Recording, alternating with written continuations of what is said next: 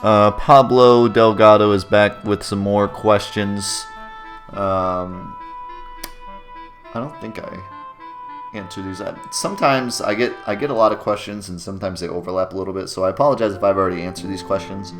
Sometimes I always try to look back several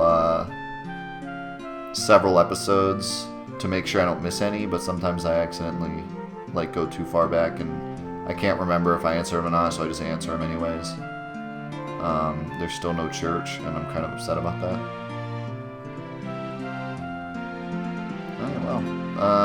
I guess every port town is just straight up sacrilegious, and no one told me.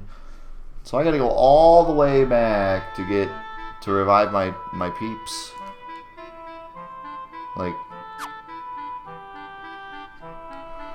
And Phoenix Downs are like $1 million, so apparently I just need to never die. Because this is what happens when you die.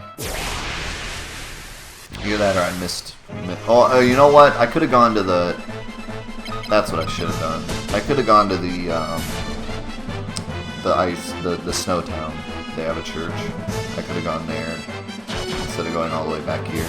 But still, that's like way out of the way from where I was. So anyways, Pablo asked a couple questions. First one, favorite moments of Final Fantasy VII. It's hard to say favorite moments, but most memorable moments I could probably answer.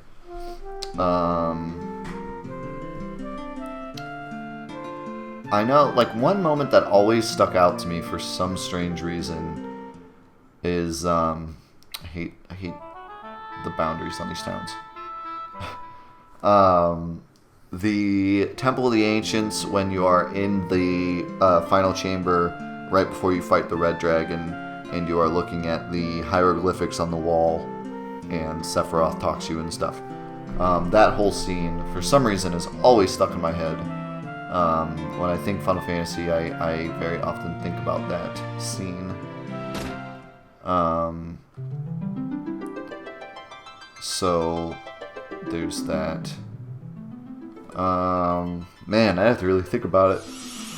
There's so many scenes. If I think one thing, if you watch my new threat mod videos, which will be up soon, or if you watch them on the live stream, I talk all the time. Like, whenever I get to one of my favorite parts, I always talk about it and say, like, this is one of my favorite parts and this is why. So you'll get a good synopsis of my favorite parts watching the new threat mod. What's great about the new threat mod too is we're playing through the entire game, so you get to see me play through the whole game instead of like the Nightmare mod where it's just the beginning of the game, and then some other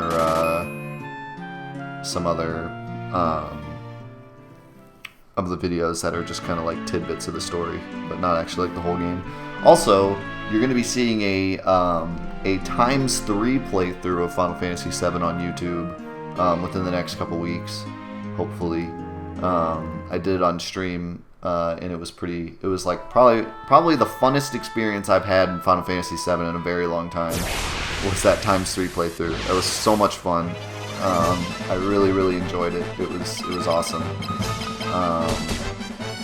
Basically, on the PS4 version, there's a ×3 setting where the game runs in ×3.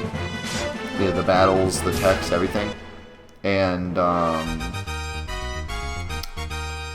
I ran the entire game on ×3 in active battle just to see if I could do it. And it was pretty awesome. It was a lot of fun. It was really hard. Way harder than I thought it was going to be. So it ended up being a really good time. So you'll see that on YouTube sometime too. I need to see if they have... No thanks.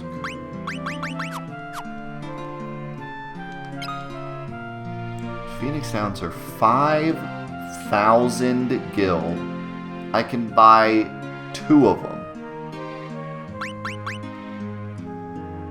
Like, I just don't even think it's worth, you know?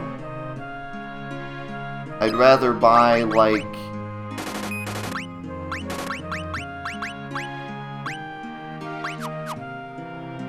I mean, like, I should buy some potions. I'd rather buy like equipment that will help me survive more than like Phoenix Down for 5,000 gil. Jeez. But I think I have the best equipment I can get right now. I think that last town I went to, I bought that equipment that he made, at least for most of my characters. So we're just gonna have to go with it. Alright, so let's test this out. If I hit Maria, if I ever punch herself, what happens? She misses, of course.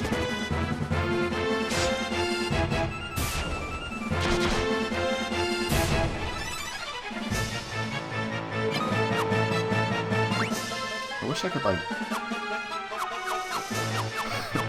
I never noticed he does that. It's funny. Can I not, like, block or anything?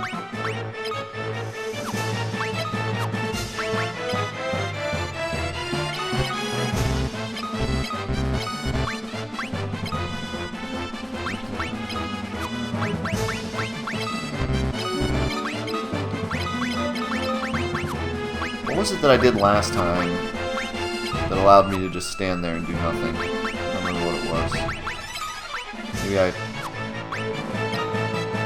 don't remember. I'll have to watch that video again and see what I did to, like, stand in place and not actually do anything. Oh well.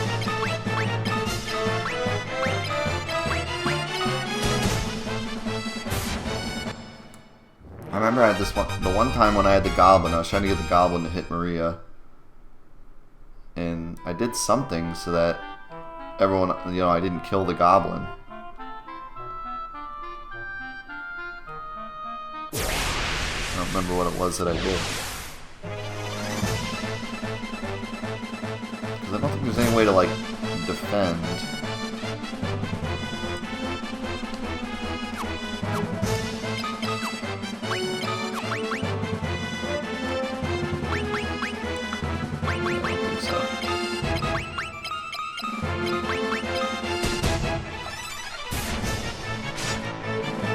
Alright, well, Gordon hit her, so that worked out.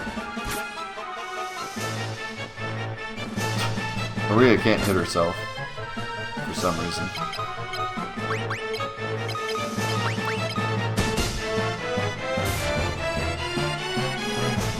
Come on, Maria. Alright, let's see if she gets any HP. Yay! And her endurance went up. Right on. And I can use her heal to... Alright, I got Cure too. Check it out. I'm a boss.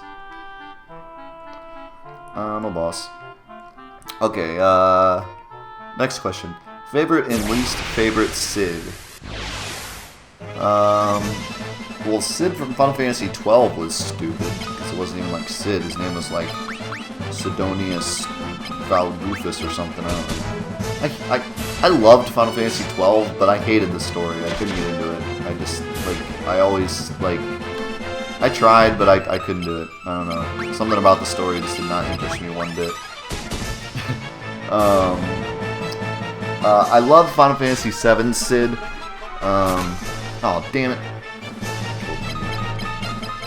Just barely killed her, too. Frickin' Gordon. Doofus. Hey, his strength went up, though. For smacking Maria around, his strength went up. Isn't that great? Maybe I should unequip his spear. But I feel like the more damage I do to her, the more experience she's gonna get. That may or may not be true, but... So, I like Final Fantasy VII Sid.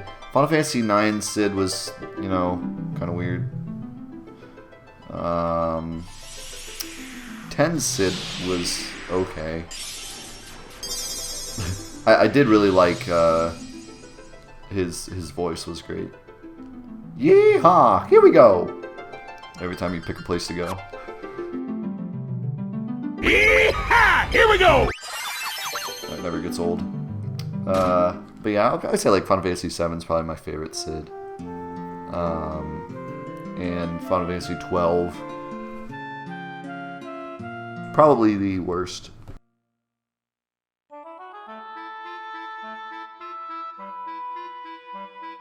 Kind of depends. I didn't like Kingdom Hearts Sid very much either. He was just kind of whatever, but a lot of the characters in Kingdom Hearts are whatever. I hate to say it, but it's kind of true. I think that's right. I'm trying to train here. I think the Disney characters honestly outshine the Square characters in Kingdom Hearts most of the time. Like Cloud is kind of boring. He's just like, yeah, whatever, Hades, blah. And like, Leon is like boring. Yuffie doesn't do much. Aeris is like super boring. Even Sephiroth is kind of just like, you know, Sephiroth, whatever. So yeah, I think a lot of the Square characters aren't the greatest, and I don't like Sora a lot. I don't hate Sora, but I don't like super love Sora. Riku's pretty cool, and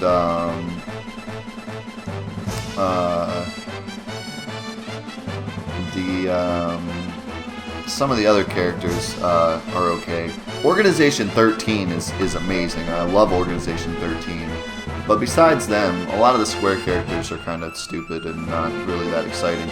But like the Disney characters are great. And I mean, how could they not be? They're Disney characters. Like, how do you screw that up, you know? Like, just have them be themselves. But yeah, a lot of them are great. Like, Jack is great. Jack Skellington is great. Like, Hercules is great. Hades is great. Most of the characters, even Maleficent is pretty great. I like Maleficent. I like Petey also from Kingdom Hearts 2. He's good. So like, yeah, I think a lot of the Disney characters are great. So, but yeah, Sid was just kind of like meh. He was whatever, and he didn't really. I don't understand why they used the Sid from 7, because they could have used the Sid from any of the Final Fantasies. Even though like a lot of the characters are from 7, but they could have used any of them, and they went with 7 Sid, which is fine, but they toned him down because Final Fantasy 7 Sid didn't really fit with Kingdom Hearts. But why, if he doesn't fit, why tone him down? Why not just pick another Sid altogether? Like, you know what I mean? I don't know why, you know, take away a cigarette, put in, you know, whatever he had in his mouth. I forget what it was. A toothpick, right?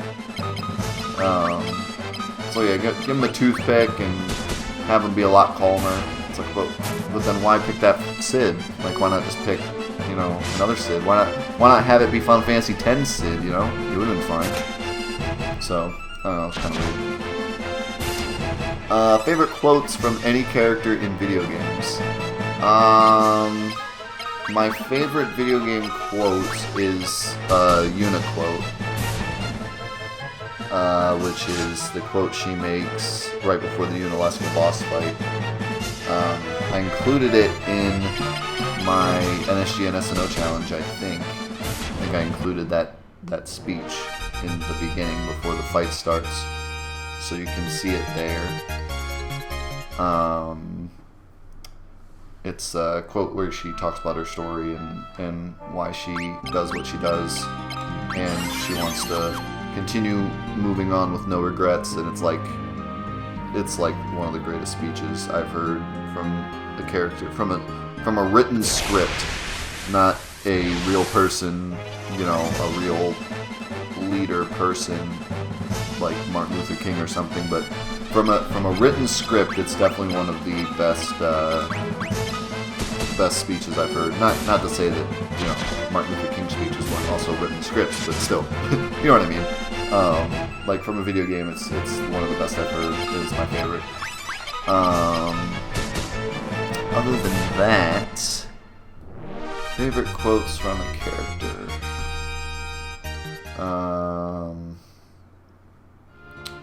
There's a lot of like meme quotes I like, you know, like funny quotes. None of them are really coming to me at the moment. I'm trying to think. I'm trying to think about like a Final Fantasy VII quote that I like.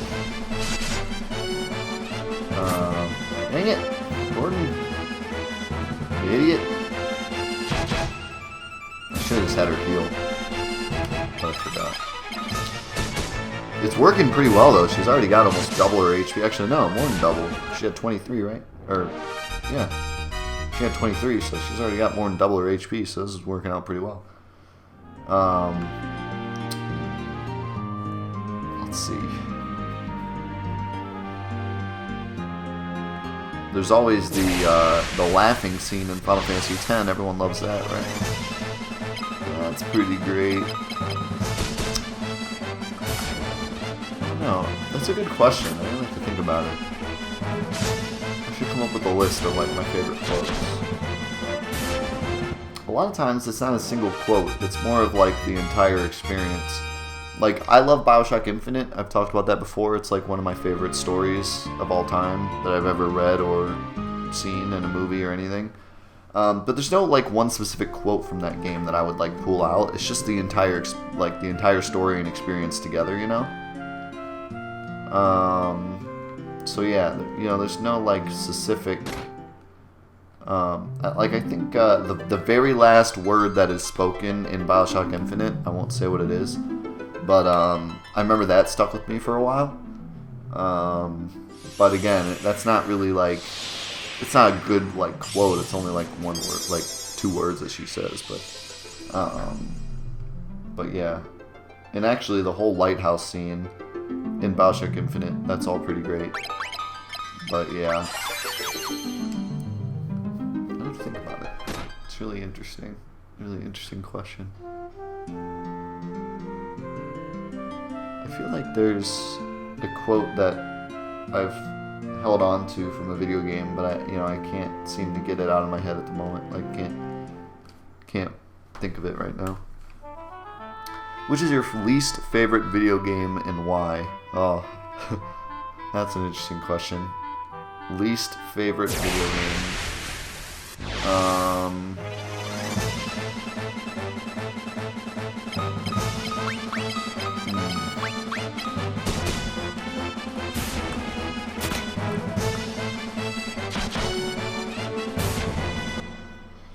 I know there's some games when I was a kid that I had like a pretty bad relationship with, like not even love-hate, like hate relationship with some of the games in my childhood. Games that I like knew I wanted to complete. Because when you say least favorite, you know, that doesn't mean like worst. Because I don't mind bad video games. Like I was saying on stream the other day, like Lawnmower Man. I played Lawnmower Man on stream the other day. And it's just a really bad game. Like, it's just not good. And like a game like that, I can just put it down and just say, alright, this game sucks, and move on to the next game, and that's fine. But what really, like, games that I truly hate are games that make me want to beat them even though they're bad. You know what I mean? Like, games that are almost good. Like, just so close to being good that I want to complete them, and yet they're so frustrating that, you know, they drive me crazy. Games like Demon's Souls, which I actually came to enjoy, but when I first played Demon's Souls, I hated it because it made me so mad that a lot of the stuff that happens in that game is like cheap. But I don't know. Demon's Souls is probably a bad example because when I played it again, I realized that it wasn't really cheap how I was dying. And that's why Demon's Souls and Dark Souls are really good games, because they're hard, but they make you feel like it was your fault when you die most of the time. But there's games that are frustrating because like you don't feel like you were the one that got yourself killed. Like you feel like the game killed you, not you making a mistake, but the game itself killed you. And those are the kind of games that are frustrating. Animorphs is a good example. There's a Let's Play of me playing Animorphs on YouTube that you can watch that I just hated that game because it was so bad And I had it when I was a kid, and I remember trying to beat it over and over again because I wanted to beat it, but it was like so frustratingly hard that eventually I gave up on it. And lately, I played World of Final Fantasy on stream yesterday, and I had like an all-out brawl with that game and almost threw my controller through a window. Because that game is unbelievably frustrating because I don't even want to talk about it. It's so bad. Because like the game itself isn't bad. I want to continue playing it, but it reminds you of the same stupid crap. I mean, every single prompt in that entire game, it always reminds you twice. Every single thing, from everything you do, how to walk, how to fight, how to do this, how to do that, how to manage this, how to put this in there, how to whatever. It always tells you twice. It has literally no faith in the human being playing the game. And I hate games like that. And recently it seems like every video game is like that, where it has no faith in the person playing, and it feels like it has to. It feels like every video game nowadays has to be made for 12-year-olds. Even worse, like 8-year-olds. You know? Like, every single video game out there has to be made for, like, a child who has no idea what they're doing. Even, like, Call of Duty, you know what I mean? Like, games that 8-year-olds should not be playing. It's always created for a younger audience that, like, doesn't know how to press buttons on a controller. And so it's always like, Alpha Team Bravo, meet us at Point Pleasant. Alpha Team Status Bravo, move it. Alpha, go this way, push that. It's got like all these directions. It doesn't let the player explore anymore. There's like no exploration in video games anymore. It's all just waypoints. Waypoints, waypoints, waypoints. Waypoints here, waypoints there. You know, everything's got to be a waypoint. And it's unbelievably frustrating. And World of Final Fantasy is like the worst example. Like it should be nothing more than just explore this great place, this great world with Final Fantasy characters. But no, they had to ruin it with like being the most linear game I've ever played in my life, and just being nothing but reminders of stuff you've already done. I'm literally sitting there doing something, and the game prompts me to tell me how to do the thing that I'm already halfway done doing. It's just, yeah, it's just bad. And in games that copy off of other games, you know, I mean, there's games like, you know, fighting games where, you know, I don't actually know which one came first, Street Fighter or Mortal Kombat. I want to say Street Fighter did, but I could be wrong. But whichever, you know, like Street Fighter may have copied off of Mortal Kombat, or Mortal Kombat may have copied off of Street Fighter, but it's a fighting game. Like, there's not much else you can really, like, you know what I mean? Like, it's not carbon copying the game. But then there's games like World of Final Fantasy that, like, practically carbon copied off of Pokemon. Like, it's literally like Pokemon with Final Fantasy monsters. Like, I mean, it's like it's like you're playing Pokemon. I mean, it's like ridiculous how similar it is. And there's still no faith in the player. You know, there's no like prompt at the beginning of the game that says, "Hey, have you played Pokemon? All right, you know what you're doing then." It tediously explains how XP points work, how Gil works, how everything works, as if we've never played a Final Fantasy game or we've never played Pokemon. It's like, you know, you don't need to do that. Just have a menu that says like, "Hey, if you've never played this before, check out the manual." And that's it. That should be all that there is. You know what I mean? Like they even have one of those too. They have a manual in the menu that, you know, explains how everything works. So why don't you just say at the beginning, "Hey, if you're having trouble, there's a manual," and then not take the time to pop up a text box every 3 seconds to let me know what, you know, how to do everything. But that's only the beginning of my frustration with that game. If you want to know more about that, that'll be on YouTube eventually. But that game, just unbelievable amount of frustration. Like I can't even, and I'm probably gonna play that whole game through, and it's probably not gonna get any better. Not to mention the script writing is probably, I think my future child at the age of 5 will be able to create a more compelling story than what they've created in World of Final Fantasy. And that's no joke. I mean, even Game Informer, the guy who reviewed World of Final Fantasy in Game Informer gave it a 8.25, and he still, in his review, said the story is trash. I believe that is what he said. I believe those are the exact words. He said the story is absolute trash. But yada yada yada. But yeah, the story is beyond bad. I mean, for Square to put their name on that game is deplorable in my, because they're so good at making good stories, you know? Like, that's their thing. That's what Square's good at. That's what they do. They make good stories. That's like their whole thing, you know? And so for them to make a story that is just so outrageously terrible is pretty impressive. I mean, really, they must have really tried hard to make it bad. Oh my god, Gordon, how do you do that much damage? I got her life all the way up to 90. That's pretty great. That's pretty great. Alright. I think that's enough grinding. We've been grinding for a while already. So let me go revive her.